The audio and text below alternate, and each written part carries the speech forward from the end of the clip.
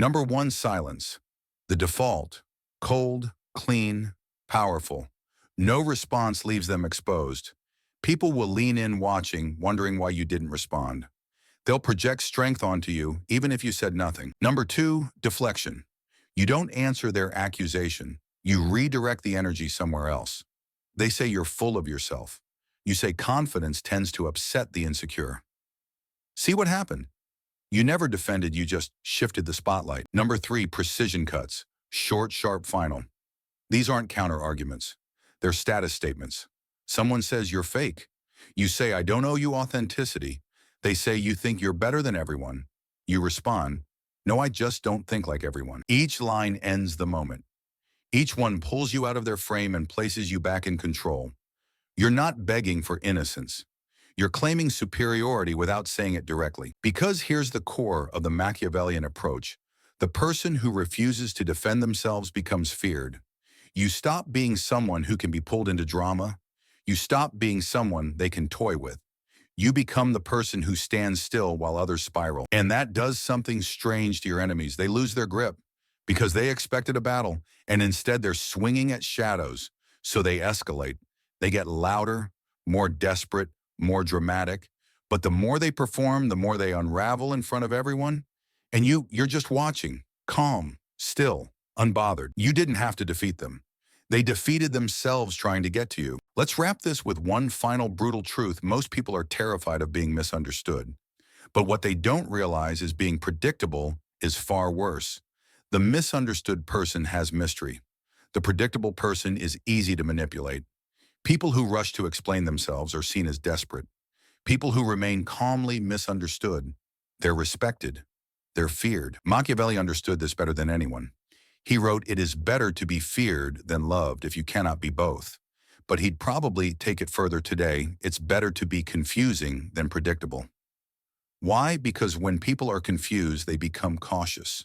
They pause. They hesitate. And in that hesitation, you gain control. Let's crush one last myth. You don't need a good reputation. You need a strong one. A man with a good reputation is expected to be soft, agreeable, easy to handle. A man with a strong reputation, he might not be liked. He might not even be trusted. But no one moves against him lightly. And that's what happens when you stop defending yourself. Your reputation shifts from what people think of you to what they fear you might do. That's real power. You stop chasing approval. And instead you create an aura, a presence that makes people cautious. Even your silence feels like a calculated move. Every word you don't say becomes a question in their mind. And that question, that's leverage. But here's the paradox most people miss. The more you explain yourself, the more alone you look. Because when you're out there arguing on your own behalf, no one feels the need to step in. But if you stay quiet, calm, still, people start to get uncomfortable on your behalf. They say that was uncalled for. Why are they still coming after him? He didn't even respond. Suddenly they become your shield. They start defending you. And that's the highest form of Machiavellian leverage, when the crowd argues your case while you stay above the noise. Now, you're not just respected, you're elevated. This kind of presence doesn't happen overnight. You build it, brick by brick, choice by choice, by refusing to explain every jab, by choosing stillness over reaction, by knowing when your silence says more than a monologue ever could. Start here. Never respond to obvious bait. Let it hang. Let the room feel it. Use calm confusion to disarm passive aggression. A quiet is that how you see it dismantles drama without lifting a finger. End conversations with phrases that close the door. Noted, time will tell. Think what you like. These aren't defenses, they're boundaries. Now study yourself. How you hold your face, your body, your tone. The Machiavellian doesn't twitch, flinch, or fidget. Stillness is armor. And the calmer you are, while others lose control, the more your power grows silently. Because the moment they can't predict you, they fear you. Not because you're erratic, but because you're unreadable. A mirror reflecting their own chaos back at them. Machiavelli would say this: the most dangerous man isn't the one who attacks first. It's the one who never needs to. That's the final level. When attacks stop, not because you fought them off, but because everyone knows if they come for you, they'll lose before they start. Because you don't play defense. You don't defend your name, you define it. And that's when the room gets quiet. Not because you silenced it, but because your silence made everyone else think before they spoke. A man who answers to no one doesn't need to explain. He just is. And that is the ultimate source of power. There's a moment, a quiet split-second decision that happens when someone challenges you. Maybe they question your worth, your character, your intentions, and in that moment, the average person does exactly what they've been trained to do. They start defending themselves. That's not what I meant. You misunderstood me. I swear I'm not like that. It sounds noble, sounds reasonable, even fair.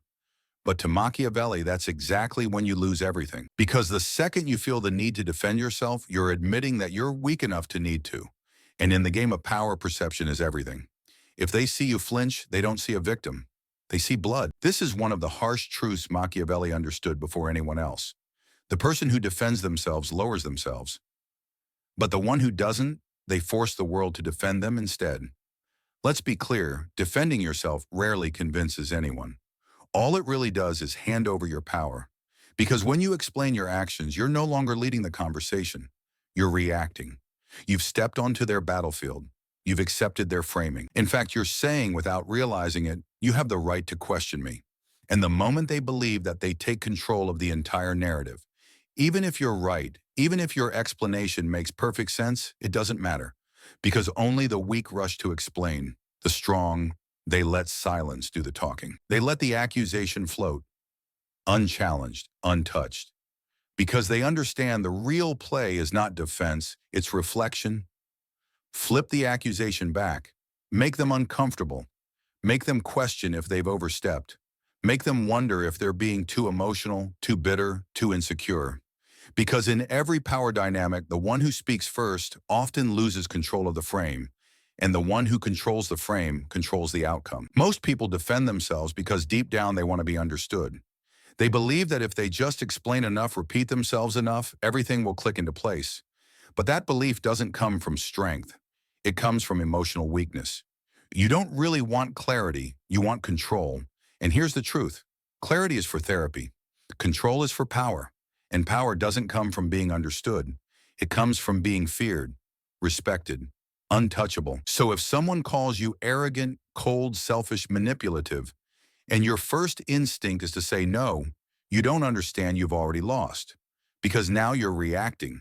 You're showing that you care what they think. You've placed the ball in their court. And worst of all, you've surrendered the most Machiavellian advantage. You have mystery. Think back to the most powerful people you've ever encountered. Not the loudest, not the most popular. The ones who held silence like a blade. The ones who made you second-guess yourself without saying a word. The ones who didn't flinch even when they were under fire. Machiavelli would say this: he who explains submits. He who stays silent forces others to guess. And most people, they guess high. That's the move. When you don't react, they get uncomfortable. They start questioning themselves. They search for validation and find none. Suddenly, their confidence crumbles. Meanwhile, your presence expands. Because you've done the one thing most people aren't trained to handle, you've made them confront themselves. That's how you flip the power. You don't fight the accusation. You let it collapse in the silence of its own weakness. Let's go even deeper. Picture this. You walk into a room and someone takes a jab. Maybe it's subtle. Maybe it's direct. It could be a comment about your success, your attitude, or even your past. Everyone in the room turns, waiting to see how you'll respond. And what do? You say absolutely nothing. No smirk, no comeback, no defense, just total calm stillness. In that moment, you become untouchable. Not because you overpower the insult, but because you didn't even acknowledge it. Everyone watching starts to wonder, why didn't they react? Do they know something we don't? Are they above this? Suddenly, the insult doesn't hurt you, it elevates you. You flip the entire social frame, not with words, but with presence. People aren't really focused on the insult. What they're paying attention to is your reaction. And when your reaction is composed, silence, you send a message louder than anything you could have said. A message that says, this doesn't touch me. I'm not rattled. I don't need to explain myself. That's the kind of power Machiavelli understood at a core level. He wasn't just a political thinker. He was a psychologist in disguise. He knew power doesn't always come from what you say. It often comes from what people think you could say, but don't. It's the threat you never make, the comeback you never deliver, the fact that you could, but you chose not to. Now here's where it gets even colder. Sometimes you don't just ignore the insult, you invert it. Someone says you're manipulative. You smile, look right through them and say, if that's how you see it. Not angry, not defensive, just cool detachment. What happens next? They panic because they were hoping for a reaction. They were hoping to get under your skin, and instead they're left holding their own emotional grenade. No explosion, no damage, just awkward silence. That's when the doubt creeps in. Now they start wondering, did I overstep? Do I look insecure? Did I just embarrass myself? You didn't fight, you didn't defend. But somehow now they're the ones stuck carrying the emotional weight. That's power.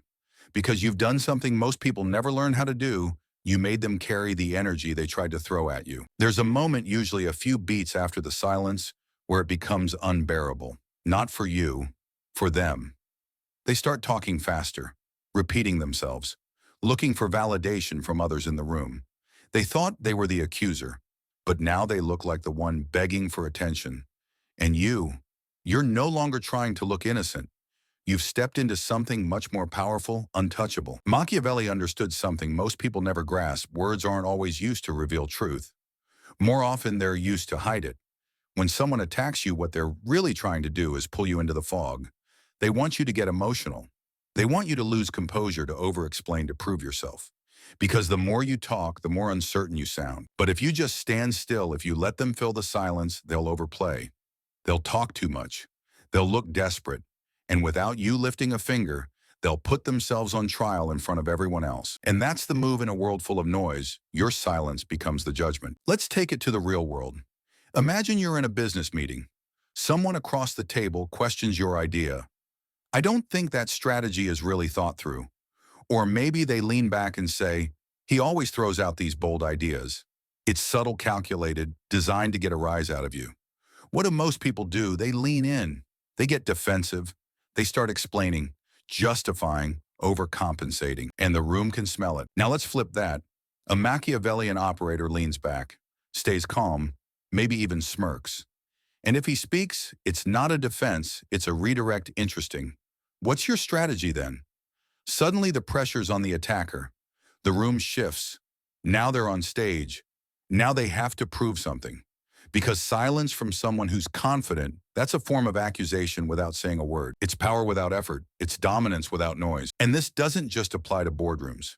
It's even more powerful in personal relationships. Let's say someone close to you, your partner, a friend, says something emotional. You don't care about me anymore. The average person, they panic. They start defending.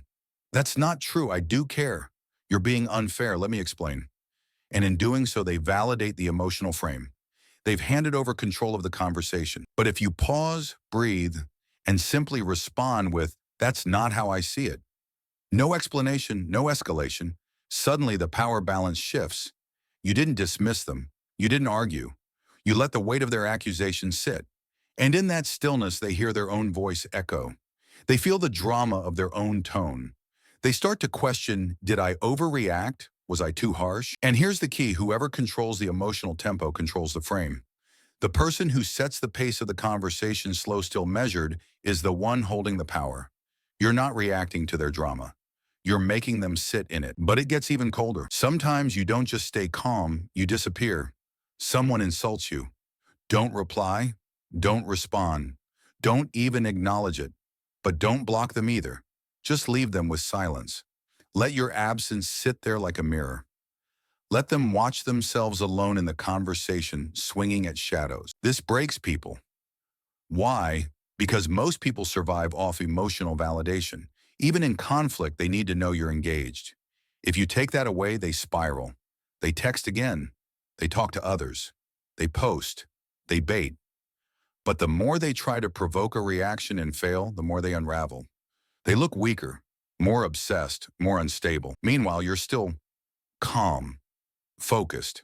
And that's when you win. Not because you defended yourself, but because they exhausted themselves trying to make you. That's the elite level, when your absence says more than your words ever could. And it all starts with mastering the space between their jab and your non-response. Here's where it gets truly elite. Instead of simply ignoring the insult, you flip the meaning of it completely. Someone calls you arrogant, you shrug and say, funny how confidence makes some people uncomfortable. Someone says you're manipulative. Try this. Only people who can't be influenced say that. They say you're fake. You calmly respond. People always say that when they stop getting what they want. You're not defending yourself. You're turning the blade back on them without raising your voice, without breaking a sweat. This isn't just deflection. This is power judo. You take the force of their accusation, absorb it, and use it to expose their insecurity. Now they're the ones scrambling to justify what they said. Now they look defensive, flustered, unstable. This is what Machiavelli would call the turn of the blade. Don't meet their sword with a shield. Let them run straight into it. Let them look foolish, trying to tear you down while you remain perfectly still. See, the world teaches you to defend your reputation, to prove yourself, to explain your actions. But Machiavelli saw through the trap. He understood that the moment you chase innocence, you admit guilt. The more you explain, the more it looks like you have something to prove. So the true strategist, he doesn't play that game. He seems too composed to be shaken, too elevated to be offended, too certain of who he is to explain it to anyone. And slowly, one by one, the people trying to discredit him start looking unhinged, reactive, jealous, weak. Because here's the truth, when you defend yourself, it looks like you need to. But when you don't, people assume you're dangerous. That maybe, just maybe, you know something they don't. That assumption, that's where real power begins. Most people think power is about proving you're right, proving you're not what they say, proving you're better than their perception of you. But Machiavelli would laugh at that, because the moment you try to prove anything, you're admitting their opinion matters. Let's put this in a social setting. You're at dinner with friends or coworkers, someone takes a shot at you. You always act like you know everything, or being humble clearly isn't your thing. What do most people do? They tense up, they chuckle awkwardly, or worse, they try to explain themselves. And what happens? The explanation becomes the show. Everyone starts watching how you handle the hit. You think you're protecting your image, but in reality, you're confirming that the hit landed. Here's what the Machiavellian does instead. They pause. Let the room breathe. 2 seconds of total silence. Then maybe a calm look. Maybe a dry, interesting take. Maybe nothing at all. And suddenly, the room's attention shifts not toward you, but toward the attacker. They start fidgeting, backtracking, trying to turn their comment into a joke, trying to make it sound lighter than it was. Why? Because your silence just reframed the entire moment. You didn't defend, you didn't react. But now the room is judging them, not you. That's not just social skill. That's narrative control. And the person who controls the narrative controls everything. Let's talk about the digital world. Online, everything moves faster.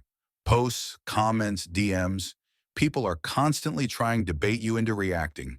They call you out, twist your words, challenge your character, and it's tempting to respond, to defend, to clarify. But here's the Machiavellian truth you need to lock in the court of public opinion. Silence looks like guilt unless your silence radiates power. So what do you do when you're attacked online? You don't defend, you don't explain, you distort. Here's how it works. Someone posts, "You're toxic, you're manipulative, you're dangerous." Instead of typing up a long-winded defense or dropping a teary-eyed apology video, you post, "People always call you dangerous when they can't control you." Boom. You didn't address the accusation, you reframed it, you turned the criticism into a badge of strength. Now they look bitter. You look unbothered, and the audience? They start to question who's really in control of the situation. That's not damage control, that's narrative dominance. Let's take it a step further. There are 3 strategic tools you can use instead of defending yourself.